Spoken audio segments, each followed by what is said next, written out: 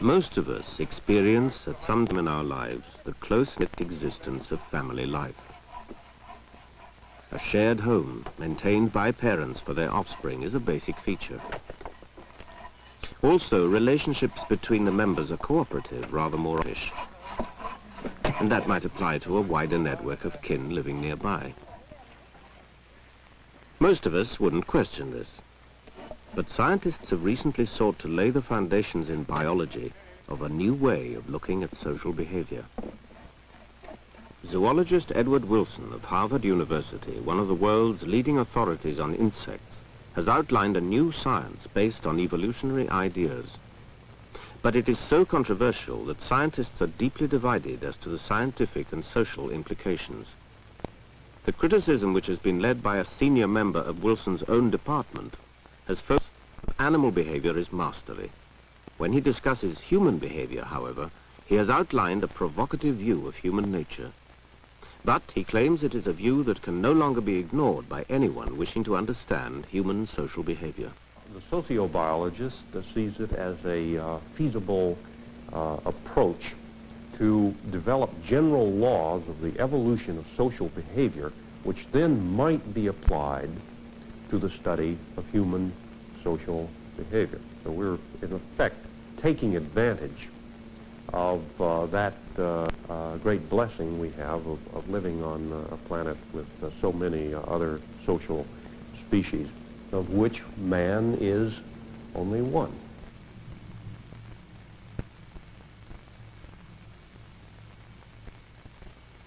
A colony of army ants on the move. This highly regimented move by hundreds of thousands of individuals is a typically impressive achievement of the social insects. No leaders take command. A chemical trail substance laid by an advance party of workers guides the column forward in a selfless, rushing procession. Edward Wilson regards the social insects as a pinnacle of social organization, and from them he believes we can uncover universal features of social life. Yet most of us would question the plausibility of such an approach. Insect societies are based on degrees of cooperation and altruistic behavior, which is almost beyond the imagining of most human beings. The societies are often extremely complex and sophisticated in their overall workings, but the individual behavior of the members of the societies remain relatively simple. An example is the weaver ant colony that's in the potted citrus tree in front of me. Weaver ants are dominant animals in the treetops in Africa and Asia, and their colonies have tens of thousands of individuals. If you watch just one ant individually, follow it for a while, you'll find that it's really a simple-minded creature. It doesn't have much of a behavioral repertoire. There are not very many things it does. It doesn't show much adaptability as an individual. And yet the colony as a whole is an extraordinary creation. They get about to some extent from one tree to the next by forming living chains made out of their own bodies.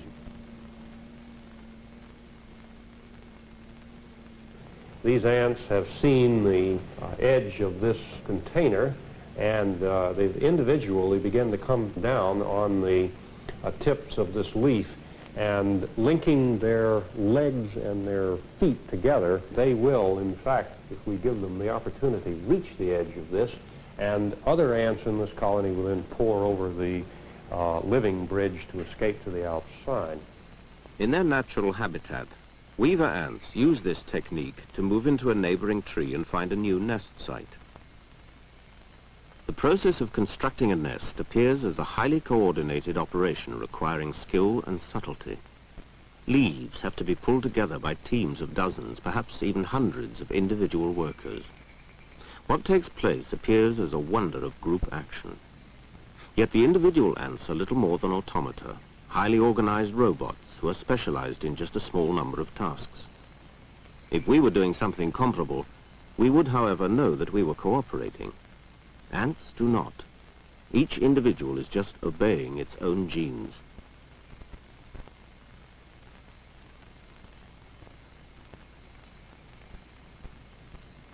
these two ants are linking up without in any way communicating about the job to be done. A second and even more remarkable phase of nest building occurs at about the time the leaves touch.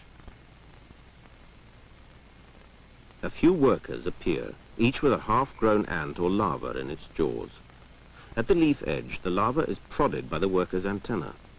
In response, it touches a leaf with its head, producing a thin thread of silk. The worker then moves the larva backwards and forwards from leaf to leaf, so that a zigzag of silk weaves a continuous sheet, an astonishing product of joint action between two ants. Now we can at least appreciate Professor Wilson's progression from such remarkable creatures to his attempt at producing general laws of social behavior. The cohesion of a colony can be astonishing. Army ant nests, or bivouacs, are composed of up to 700,000 interlocking individuals, a living structure. We can almost regard such a colony as a single super-organism in which the individuality of each ant has been lost. But if this is the case, then what kind of relationships could exist in such a society? The insect society is characterized by what one could call impersonal intimacy. That is to say, of course, the members of the society are just packed together all the time. They're constantly in communication. They are intimate and totally interdependent every minute of their lives, and yet this is impersonal. There's no evidence in the vast majority of cases there's any individual recognition among the members of the society. They simply recognize members of a single caste, but they have no personal relationships with any other member. At dawn, the bivouac breaks up. The amazing thing about this activity is that all the animals involved are sterile and cannot produce any offspring. This is a problem which interests biologists enormously. The question is, how can the genes for such selfless behavior be passed on to future generations? The answer is that the queen alone, seen here beneath some attentive workers, is replicating the genes of the colony on its behalf. Queen and workers are very closely related. This means that a proportion of each individual's genes are in each egg or larva. These workers then are not just selflessly looking after the queen and her offspring, but are actually ensuring the future of their own genes. Meanwhile, other workers who are equally close relatives can specialize in foraging for food in the surrounding habitat. Any living creature or insect that can be seized is broken up and brought back to feed the colony. It's this specialization based on a division of labor that makes the insect society so efficient in its organization.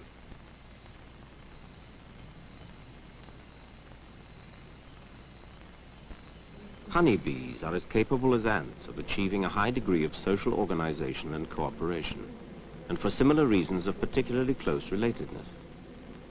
But from time to time within the hive, we begin to see a little flaw of individual selfishness and conflict.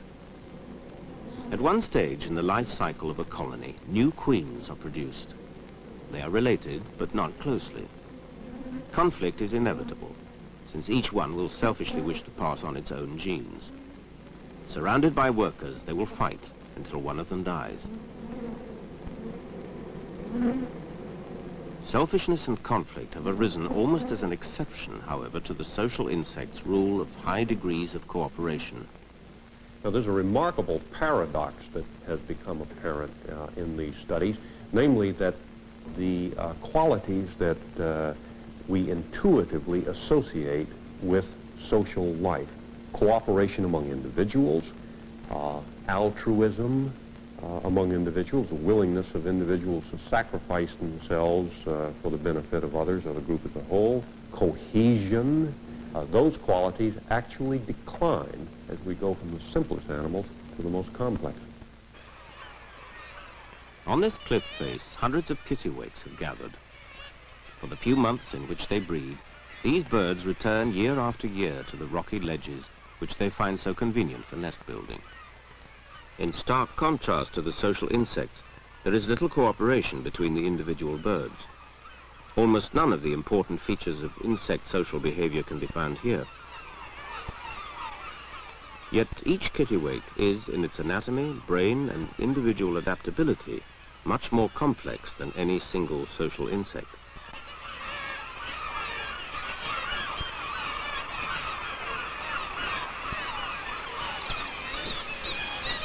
Unlike the ant or the bee, however, the adult kittiwake has evolved to survive alone. True, it may derive some benefit from others in searching for food or in warning it against predators, but it has survived in the world by looking after itself and its own offspring. Of course, it has to mate with another individual to produce offspring, and occasionally both sexes will share in the care of the young.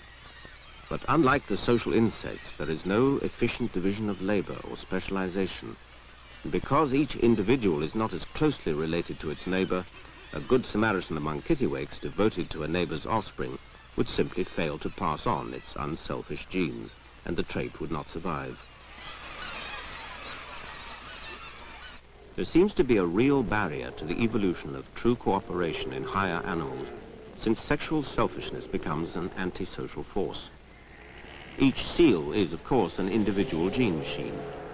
So it's in the male's interest to compete aggressively to become the dominant animal on the beach and thereby to be the only one to mate with the females.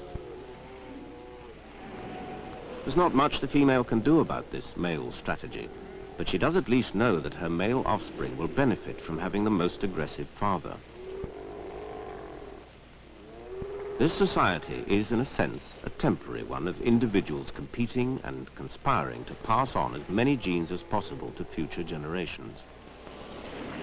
In mammalian society, the group is less important than the individual members in their personal relationships. There is a fair long memory of events that have occurred with individuals in the societies. Bonds are formed, jealousies and rivalries are characteristic, and the whole thing is based on personal recognition. This dominant male gelada baboon knows each of his female companions personally. His reproductive strategy is based upon keeping his harem together for as long as he can. He watches them constantly to ensure that all the offspring of the group are his alone. But raising young baboons is a lengthy business, so it's in the interests of everyone in the group to maintain some degree of cohesion. Frequent grooming helps to do this by establishing bonds. However, this group exists side by side with other similar groups in a large herd, so there's always the possibility of sexual strife and jealousy.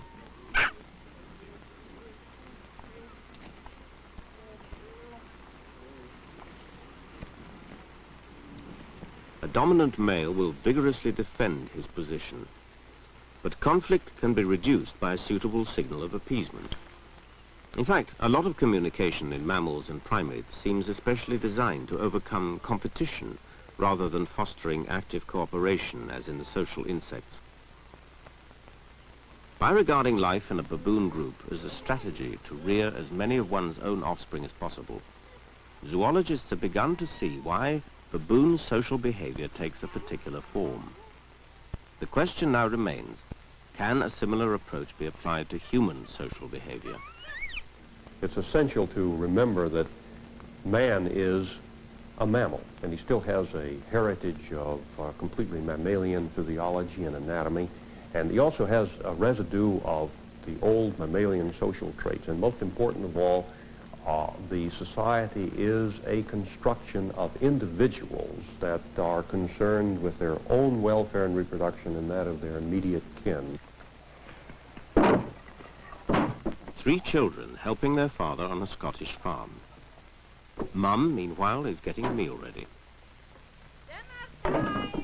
It all seems rather ordinary, but it is very human, and it is a way of behaving that is specific to humans. Is it plausible, though, to regard the human family in the same way that a biologist would examine the social organization of non-human animals? In the way that they organize their lives, could we regard either parent as maximizing their genes? Raising children, as any parent knows, requires an investment of parental time and energy. But how much investment, and to how many children? One extreme strategy adopted by many animals would be to have as many children as possible, even though it might mean cutting back on parental care and thereby losing some of the children. The other extreme strategy is to have only a small number of offspring, but to invest a great deal in the welfare of those, raising them carefully and making sure that they have a high survival rate, and in the case of social species, that they fit nicely into the society in which they are being raised. And in order to do that successfully, you have to limit yourself very strictly in the numbers of offspring. The emphasis now goes on individual survival of the parent, of the offspring, and the way the offspring are trained. That is the strategy of the wolf, the eagle, and the human being. But the human being doesn't stick to a single strategy. Throughout the world, we find a variation in, for example, marriage patterns. In this African village, polygamy is an accepted form of marriage. Each husband may have several wives. But does this as a strategy make sense? It's easier to see the advantage to the husband's genes, but what's in it for his wives? Sociobiologists would say that polygamy may allow women to have less children, and in societies where protein is in short supply, that allows them to devote more food to each individual child. Among the Pahari hillmen of North India, men may share a single wife. Two farmers, for example, may share the same property and the same wife. It often turns out that they're brothers. The sociobiologists would see this as an eminently sensible strategy where the facilities which one brother could supply alone are poor. Since brothers have genes in common, all the offspring of their wife will in turn pass on some of their genes. So each brother, by investing time and effort in the farm and in feeding the family, is, in the biologist's view, successfully passing on his genes. Each marriage seems to be a different strategy for adjusting to the local environment. But the fact that we have marriages at all may be rooted in our genes. A few anthropologists are now prepared to take the strong view that human mating and the way in which kin relate do, in fact, have a genetic basis. Professor DeVore. Yes, human kinship systems are almost as if they were designed by a geneticist. Indeed, it's interesting that the natives, so to speak, have been telling anthropologists for over a century that the most important thing to them in their social organization is kinship. And indeed, many anthropologists cannot even begin work in a tribe until they've been given a kinship term and developed a set of sort of expected behaviors that go with being incorporated into the kinship system of the group. Whenever visiting a village of the Yanomamo people of South America, anthropologist Napoleon Chagnon was incorporated into the village kinship system. As a brother-in-law of the headman, the villagers knew how to treat him.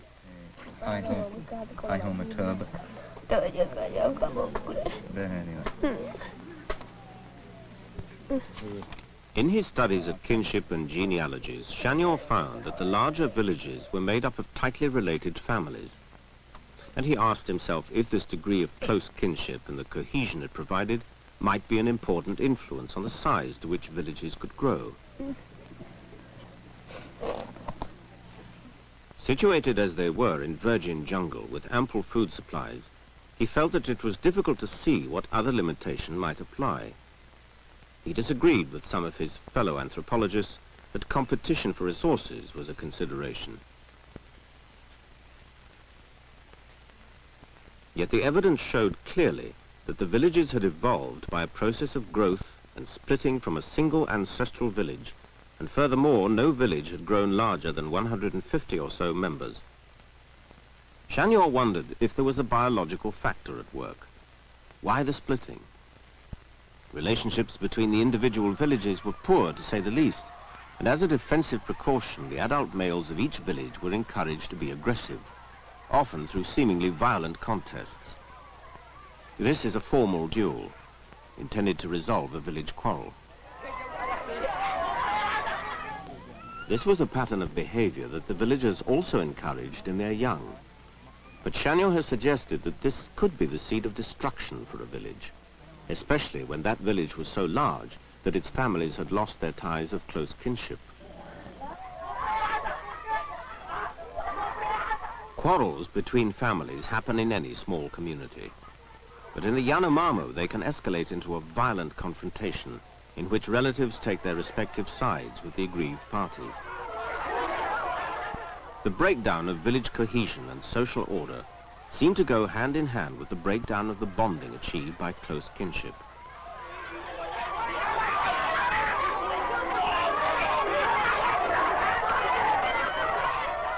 This quarrel had begun earlier when a male from one family had insulted a female from another.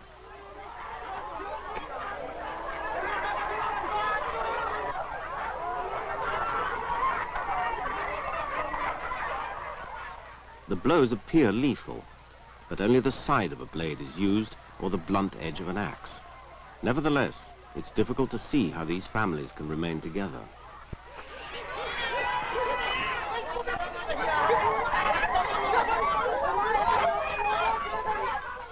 Following such a fight, one group of relatives departed. The village was splitting. Ahead of the departing families lay the problems of establishing a new village. But their small numbers meant that they would now be in real danger of raids from other villages. The Yanomamo illustrate the importance of the larger community for defense and protection, but also that large size can lead to a selfish breakdown of village cohesion along the lines of kinship. Here then, two strategies interact. Humans have lived in small face-to-face groups for millions of years, surely. And in these groups, you're often surrounded by very close relatives, so acts that you perform that benefit them are a direct benefit. But often they're not such close relatives. This doesn't mean, however, that as an intelligent, foresightful creature, you can't come up with mutual obligations, value systems which emphasize sharing, which is sort of preeminent human trait. It occurs in other animals, but in a certain sense, human society originally was based upon the whole notion of sharing. And you find this in hunter-gatherer societies around the world. A Yanomamo village playing host to a neighboring village. The outcome may be a peaceful political alliance, but to achieve it, a sense of mutual trust has to be achieved through an exchange of gifts.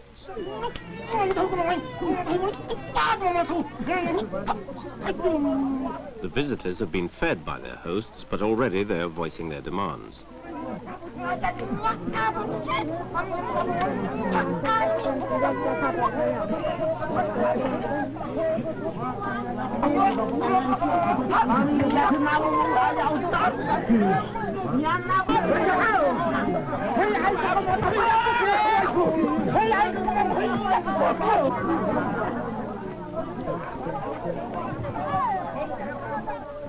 When a return visit is made, then of course the hosts will expect their offer of gifts to be reciprocated. The sociobiologists believe that if there is a foundation of essentially selfish behavior in humans, or at least selfishness in the interests of close kin, then an exchange of gifts like this demonstrates that people everywhere can escape from that limitation if they wish. Through the development of language, by speaking to other groups, and establishing verbal and other long-term contracts with them, Professor Wilson believes that our mammalian heritage of selfishness has been overcome. But he also proposes that a society such as the Yanomamo provide us with a basis for looking at human society in other ways that are equally useful to an evolutionist. These are the societies that are living in the kinds of economies which existed for hundreds of thousands or millions of years, during which biological evolution was taking place. So the proposition here is that by studying in detail the way these societies are organized, we can get a much cleaner insight into the biological advantage given to certain forms of social behavior.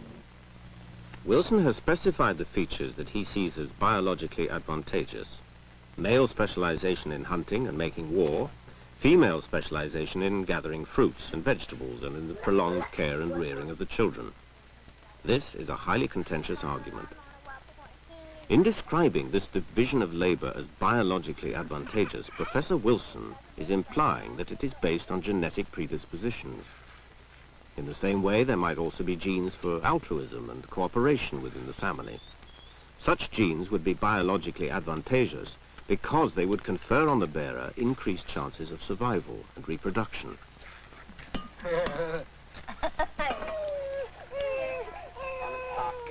Here, a Yanomamo father washes his children. Does this imply a genetic predisposition towards parental care in the human male? According to sociobiologists, the answer is yes. The potential for this behavior is in the father's genes, and an individual with such a gene is likely to be more successful in raising offspring than one without. In that way, the gene becomes more widespread in the population. This is what we mean by natural selection. The patches on these maps show how the distribution of a particular gene changes in the course of hundreds of generations in a population made up of several thousand small groups. The pattern changes because of migration, and also because in each mating the gene has only a 50% chance of survival. Even if it's a not very useful gene, perhaps it's for eye color, the pattern of its distribution goes on changing. But the essential point is that it never becomes more common. Suppose, however, a really useful mutant gene occurs in the population from time to time, say a gene for cooperation in hunting, from which each member benefits reproductively. Sometimes it will die out, but it's possible, once relatives share it, for them to derive such a reproductive advantage that it will be replicated and passed throughout the population. This is the fundamental principle of sociobiology, that genes for particular social behaviors exist and that they have spread by natural selection. But this argument contrasts startlingly with the views of the critics of sociobiology,